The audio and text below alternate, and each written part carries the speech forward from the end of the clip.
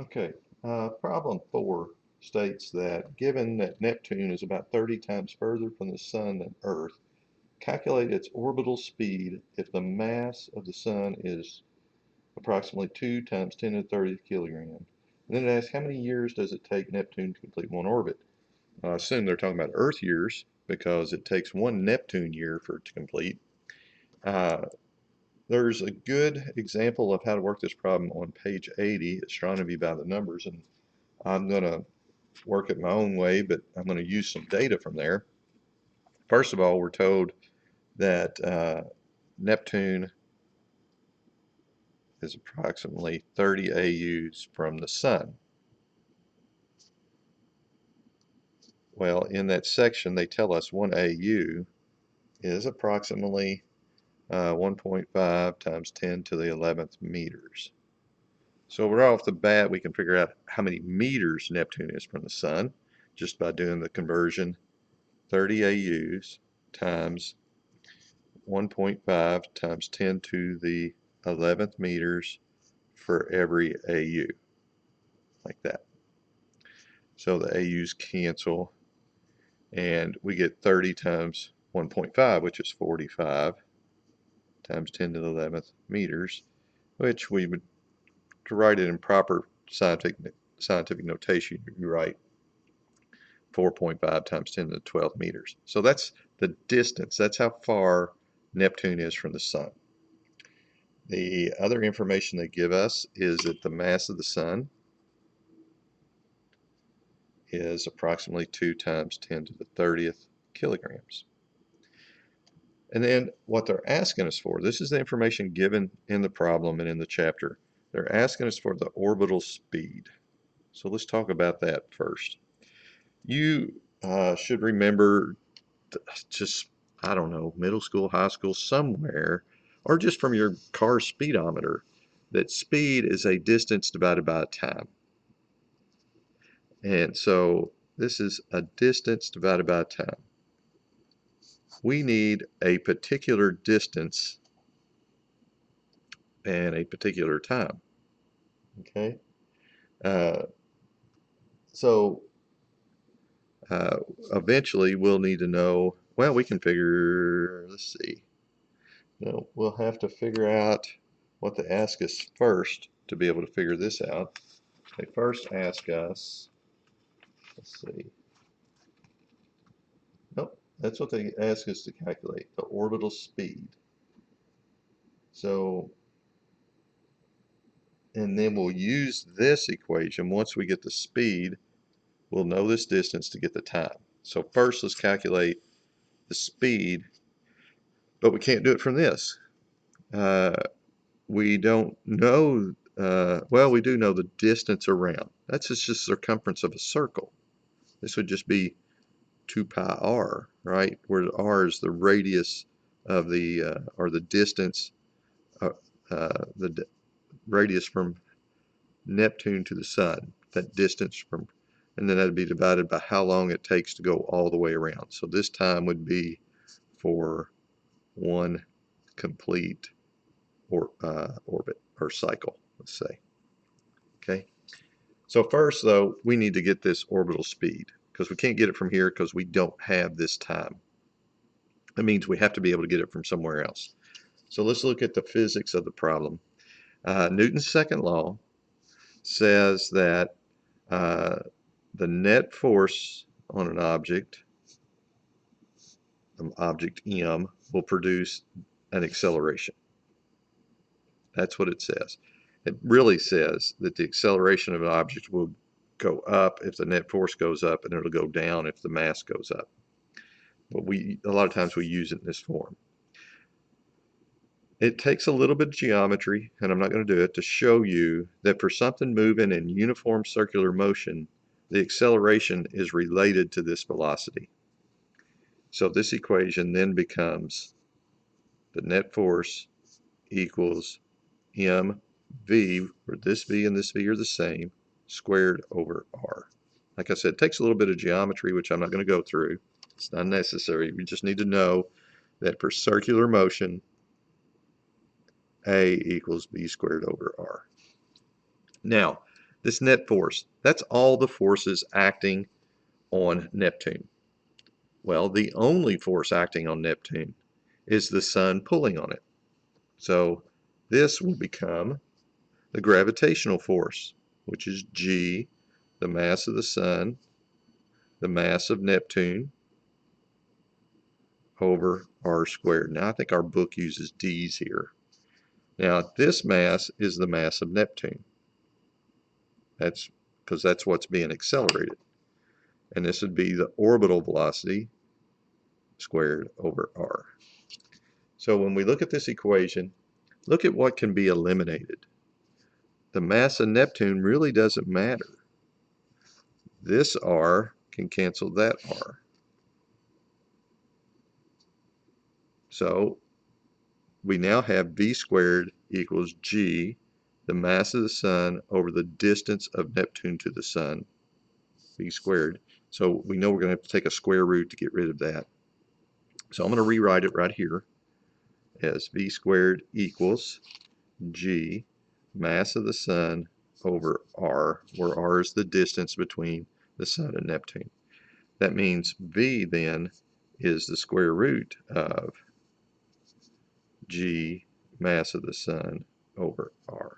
So now let's just plug in numbers. So we have the square root of, it's going to get a little long probably, g, 6.67 times 10 to the minus 11 Newton meters squared per kilogram squared. The mass of the sun, they told us, was approximately 2 times 10 to the 30th kilograms, all over r. R we figured out up here, 4.5 times 10 to the 12th meters. Some of these units cancel, and it's sort of weird how this will end up in units of meters per second. Because we know, like if you look at the speedometer in your car, it says miles per hour. It's always some distance over a time. So distances in the metric system are usually in meters or kilometers. Times are still in seconds. So miles per hour would be like meters per second. So this should end up in meters per second. You could just take my word for it, that as long as you express everything in kilograms and meters and seconds, it works out. But I'll show you that it does too. But for right now, let's do the calculation, then we'll look at the units. You could plug all this into a calculator, a cheap calculator even. If I can find my cheap calculator. I usually keep it right here on my desk. It doesn't have to be a fancy one. Let me see if I can find it. There it is. You just have to be really careful how you plug it in. So I'll show you. Use a calculator like this. Get it over here where you can see really well. There's this EE right here. That stands for scientific notation. You have to hit the second button and then that one. But if you use it for the exponents, then it treats this whole thing as a number instead of thinking of it as 6.67 times something. It is just treated as a number, and that's what we want. I'm going to do this whole calculation at once in my calculator. I'm going to do, let me turn it on and clear it. I'm going to do second square root 6.67, and now here's where I use that E button, and notice it just puts an E there.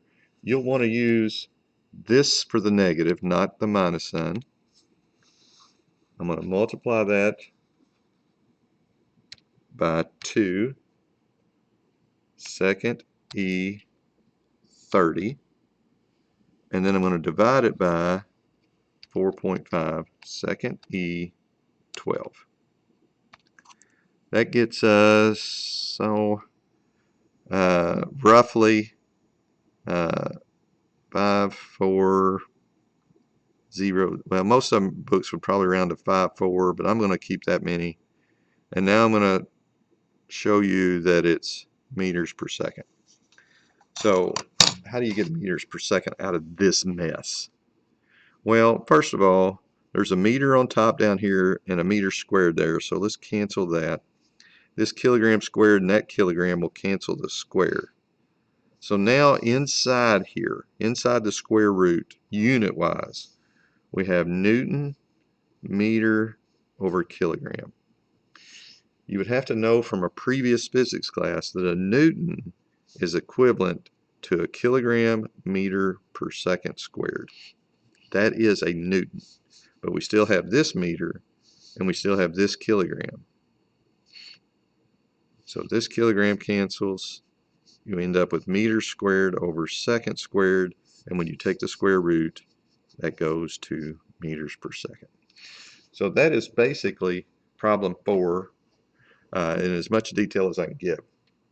Problem 8 was, I believe, a lot simpler. Problem 8, they ask you for, let's see, calculate the escape velocity.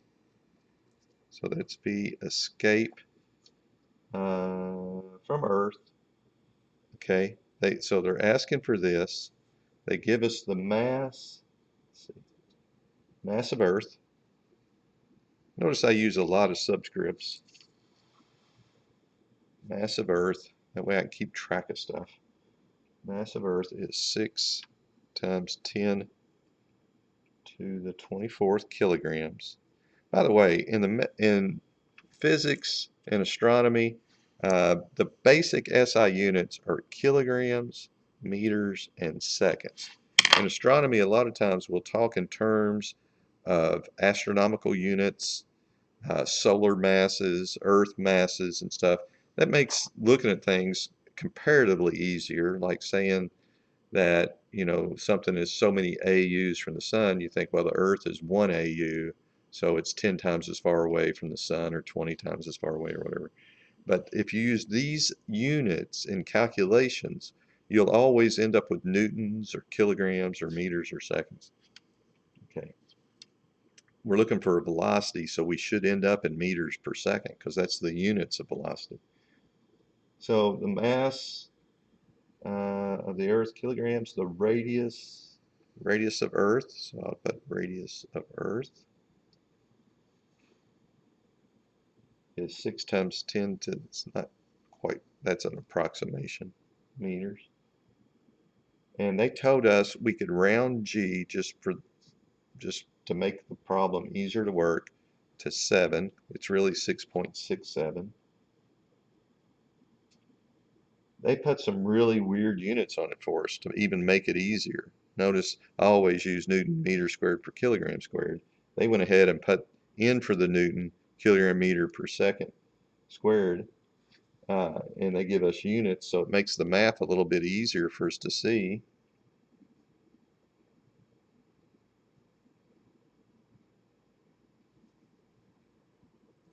Okay.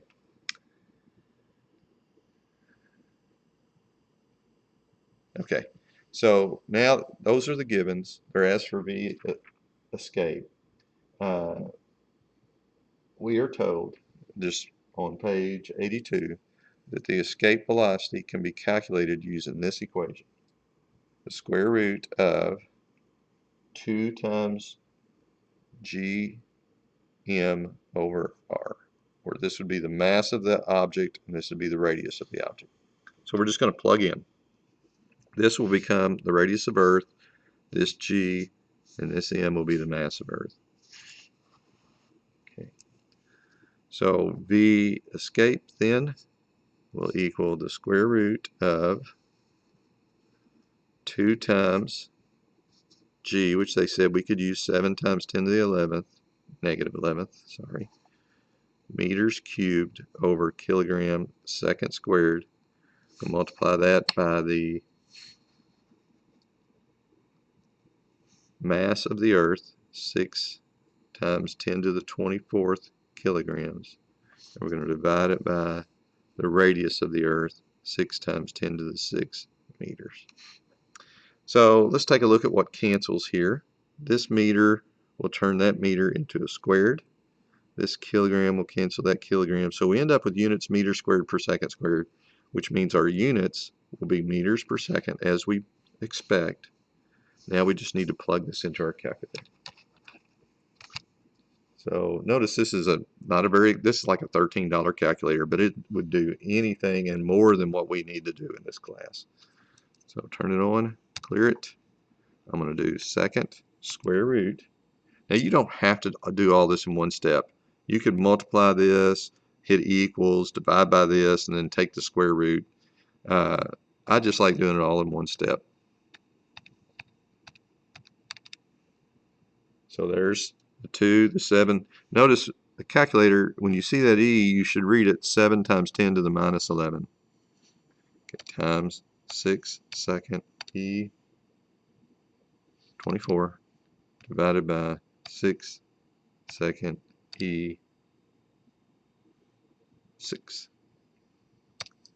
And we get a big number.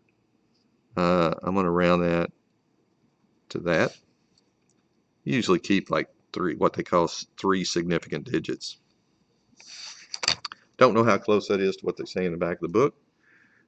Some of the answers they give in the back of the book, I don't know if they give this one or not. You can always check to see on the problems. And I want to tell you in advance, I try not to give any problems on the test. There may be like one out of all the tests or something. And I only give a couple per assignment. So being able to do the problems is not going to drop you a letter grade or something. So don't freak out over not being able to solve the problems. The most of the content of this course is understanding the motions and the makeup of our solar system. So I'm not as concerned about you being able to make nice physics calculations, but it is, can be a little fun knowing how to use those equations. So there you go. That should give you a little help on the problems for Chapter 3.